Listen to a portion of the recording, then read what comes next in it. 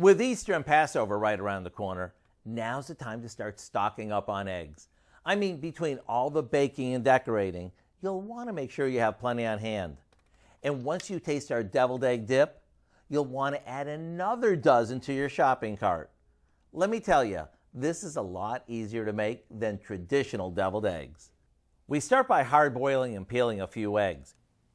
Once they've cooled, we put them in a food processor along with some mayo, and that can be regular or light, a squeeze of mustard,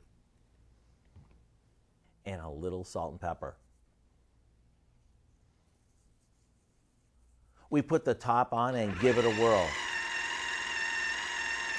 You may need to scrape down the bowl once or twice to get it silky smooth. You could even add a bit of fresh dill, some hot sauce, or a spoonful of pickle relish for an easy and fun twist. This dip tastes like the best deviled eggs you've ever had without all the hard work. And with all the company coming over during the holidays, I suggest you set this out surrounded with some cut up veggies and let everyone help themselves. So to get the recipe for our deviled egg dip, all you need to do is visit our website. I'm telling you, you really need to try this.